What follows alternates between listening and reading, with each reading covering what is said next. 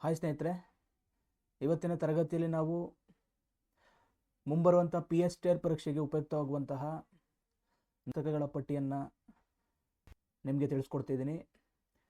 ಈ ಪುಸ್ತಕಗಳನ್ನು ನೀವು ಸರಿಯಾದ ರೀತಿಯಲ್ಲಿ ಅಭ್ಯಾಸ ಮಾಡಿದ್ದೇ ಆದಲ್ಲಿ PSTR ಪರೀಕ್ಷೆಯನ್ನು ಅಥವಾ PSTR ಶಿಕ್ಷಕ ಹುದ್ದೆಯನ್ನು ನೀವು ಖಂಡಿತವಾಗಿ ಪಡ್ಕೋಬೋದು ಅಂತ ಹೇಳ್ತಾ, ನಾವು ಮೊದಲಿಗೆ ಬೇಸಿಕ್ ಬುಕ್ಕಿಂದ ಯಾವ ಪುಸ್ತಕಗಳನ್ನು ಓದಬೇಕು ಅನ್ನೋದ್ರ ಬಗ್ಗೆ ಮಾಹಿತಿಯನ್ನು ಕೊಡ್ತಾ ಹೋಗ್ತೀನಿ.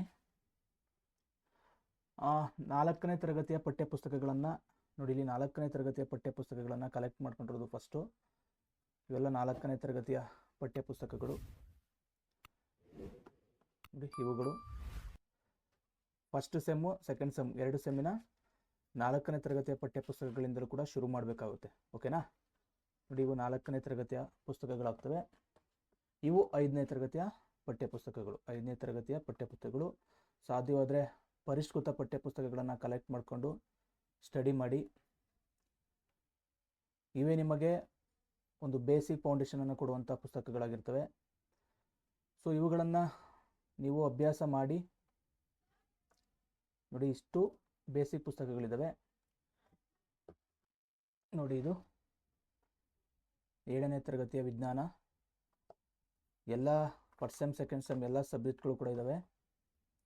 ಇವುಗಳನ್ನು ಒಂದು ಸಲ ಅಥವಾ 2ರಿಂದ 3 ಸಲ ಓದಿದ್ರೆ ತುಂಬ ಅನುಕೂಲ. ಓಕೆನಾ? ಇವುಗಳನ್ನು ಎಲ್ಲ ಚಾಪ್ಟರ್ಗಳನ್ನು ಒಂದು 2ರಿಂದ 3 ಸಲ ಓದಿ ರಿವಿಷನ್ ಮಾಡಬೇಕು. ಮೊದಲಿಗೆ 2ರಿಂದ 3 ಸಲ ಓದಿ ರಿವಿಷನ್ ಮಾಡಬೇಕು. ನೋಡಿ, ಇವೆಲ್ಲವೂ ಕೂಡ ನಮ್ಮ ಕರ್ನಾಟಕ ಸರ್ಕಾರದ ಪಠ್ಯಪುಸ್ತಕಗಳು. ಇವುಗಳನ್ನು ಮೊದಲು ನೀವು ಓದ್ಕೋಬೇಕು. ಇದು SLCದು ಒಂದು 5ರಿಂದ ಅಥವಾ 4ರಿಂದ 8ನೇ ತರಗತಿವರೆಗೆ PSTR ಪರೀಕ್ಷೆಗಳಿಗೆ ವಿಜ್ಞಾನ ವಿಷಯಕ್ಕೆ ಸಂಬಂಧಿಸಿದಂಥ 4-5 ಪರಿಸರ ಅಧ್ಯಯನ ಮತ್ತು 6ರಿಂದ 8ರ ತನಕ ವಿಜ್ಞಾನ ಪುಸ್ತಕಗಳನ್ನು ಓದಿ. ಸಾಧ್ಯವಾದರೆ 6ರಿಂದ 10ರ ತನಕ ಎಲ್ಲ ಪುಸ್ತಕಗಳನ್ನು ಓದಿದಾಗ ನಿಮಗೆ ಯಾವುದೇ ಕ್ವಶನ್ಗಳು ಮಿಸ್ ಆಗೋ ಚಾನ್ಸಸ್ಸು ಕಡಿಮೆ ಇರ್ತದೆ. ಕನ್ನಡಕ್ಕೆ ನಾನು ಕನ್ನಡ ವ್ಯಾಕರಣ ದರ್ಪಣ, ಕನ್ನಡ ಸಾಹಿತ್ಯ ಪರಿಷತ್ ಅವ್ರದ್ದು ನಾನು ಓದ್ತಾ ಇದ್ದೀನಿ. ಜೊತೆಗೆ ಇನ್ನೊಂದು ಕೂಡ ಇದೆ, ಯಾವುದು ಕನ್ನಡ ವ್ಯಾಕರಣ ಮತ್ತು ರಚನೆ ಅಂತ. ಸೊ ಇದು ಯಾರ್ದು ಅಂತ ಅಂದರೆ N. ಗೋಪಾಲಕೃಷ್ಣ ಉಡುಪರವ್ರದ್ದು. ಇದು ಕೂಡ ಅದ್ಭುತವಾಗಿದೆ. ಪ್ರತಿಯೊಂದು ಅಧ್ಯಾಯದ ನಂತರ ಪ್ರಮುಖವಾದ ಪ್ರಶ್ನೋತ್ತರಗಳನ್ನು ಕೊಟ್ಟಿದ್ದಾರೆ. ಸೊ ಹಾಗಾಗಿ ನಿಮಗೆ ಅಲ್ಲೇ ಇದು ಮಾಡ್ಬೋದು. ಇದು ಕೂಡ ಅದ್ಭುತವಾದ ಪುಸ್ತಕ ಅಂತ ಹೇಳ್ತಾ, ಇವೆರಡರಲ್ಲಿ ಯಾವುದಾದ್ರೂ ಕೂಡ ನೀವು ಪರ್ಚೇಸ್ ಮಾಡಿ ಓದ್ಬೋದು. ಮೊದಲಿಗೆ ನೀವು 4ರಿಂದ 10ರ ತರಗತಿವರೆಗಿನ ಕನ್ನಡ ಪಠ್ಯಪುಸ್ತಕದ ವ್ಯಾಕರಣಾಂಶಗಳನ್ನು ಮುಗಿಸ್ಕೊಳ್ಳಿ. ಅದನಂತರ ಯಾವುದಾದ್ರೂ ಒಂದು ಆಥರ್ ಬುಕ್ಕನ್ನು ಓದ್ಬೋದು. ಗೋಪಾಲಕೃಷ್ಣ ಉಡುಪರವ್ರದ್ದು ತುಂಬ ಚೆನ್ನಾಗಿದೆ. ಸೊ ಅದಾದ ನಂತರ ನಾನು ಇಂಗ್ಲೀಷ್ಗೆ ಓದ್ತಿರುವಂಥದ್ದು ಪಠ್ಯಪುಸ್ತಕ 5ನೇ ತರಗತಿಯಿಂದ 10ನೇ ತರಗತಿವರೆಗಿನ ಇಂಗ್ಲೀಷ್ ಪಠ್ಯಪುಸ್ತಕದ ಗ್ರಾಮರ್ ಪಾಯಿಂಟ್ಸ್ಗಳನ್ನ ಓದ್ತಿದ್ದೀನಿ. ಜೊತೆಗೆ ಜನರಲ್ ಇಂಗ್ಲೀಷ್ ಶಿವಕುಮಾರ್ ಮಾವಲಿ ಸರ್ದು, ಇದು ಕೂಡ ನಾನು ಓದ್ತಿರೋಂಥದ್ದು ಚೆನ್ನಾಗಿದೆ. ಇದನ್ನು ಕೂಡ ನೀವು ಪರ್ಚೇಸ್ ಮಾಡ್ಬೋದು.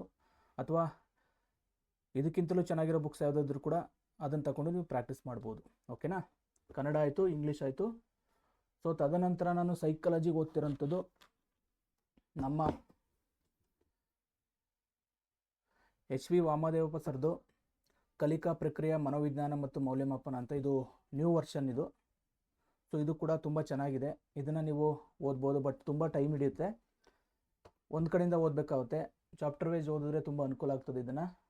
ಸೊ ಅದರ ಜೊತೆಗೆ ನಾನು ನೋಡಿ, ಇದನ್ನು ಒಂದು MCQs ಕ್ವಶನ್ಗಳಿದು 41 ಉತ್ತರ ಸಹಿತ ಪ್ರಶ್ನೆ ಪತ್ರಿಕೆಗಳು ಅಂತ ಡೈಸ್ ಪಬ್ಲಿಕೇಶನ್ ಅವ್ರದ್ದು. ಇದು ಕೂಡ ಚೆನ್ನಾಗಿದೆ. ಇದನ್ನು ನಾನು ಮಲ್ಟಿಪಲ್ ಚಾಯ್ಸ್ಗೋಸ್ಕರ ಇದನ್ನು ಸ್ಟಡಿ ಮಾಡ್ತಿದ್ದೀನಿ.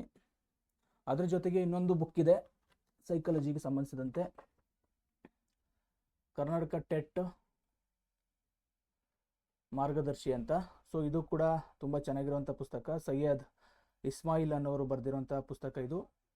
ಇದು ಕೂಡ ತುಂಬ ಅದ್ಭುತವಾದ ಒಂದು ಪುಸ್ತಕ ಅಂತ ಹೇಳ್ಬೋದು. ಓಕೆನಾ?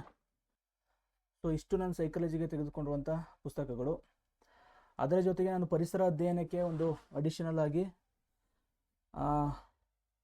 Professor K. ಭೈರಪ್ಪರವರ ಪುಸ್ತಕವನ್ನು ಸ್ಟಡಿ ಮಾಡ್ತಾಯಿದ್ದೀನಿ. ಇದು ಕೂಡ ತುಂಬ ಅದ್ಭುತವಾದ ಪುಸ್ತಕ. 4ನೇ ತರಗತಿಯ 5ನೇ ತರಗತಿಯ ಪರಿಸರ ಅಧ್ಯಯನ ಪುಸ್ತಕಗಳ ತರುವಾಯ ನೀವು ಒಂದು ಆಥರ್ ಬುಕ್ ಓದಬೇಕು ಅಂತಂದರೆ ಈ ಪುಸ್ತಕವನ್ನು ನೀವು ಸ್ಟಡಿ ಮಾಡ್ಬೋದು. ಓಕೆನಾ? ಸೊ ಅದರ ಜೊತೆಗೆ ಸೈನ್ಸ್ಗೆ ಒಂದು ಆಥರ್ ಬುಕ್ ಅಂತಂದರೆ 4G ಸೈನ್ಸ್ ತುಂಬ ಚೆನ್ನಾಗಿದೆ, ಅದನ್ನು ಕೂಡ ನೀವು ಸ್ಟಡಿ ಮಾಡ್ಬೋದು. ರವಿ ಎಚ್ ಎನ್ ರವರು ಬರೆದಿರುವಂಥ ಪುಸ್ತಕ ಇದು ಕೂಡ ಒಂದು ಅದ್ಭುತವಾದ ಪುಸ್ತಕ.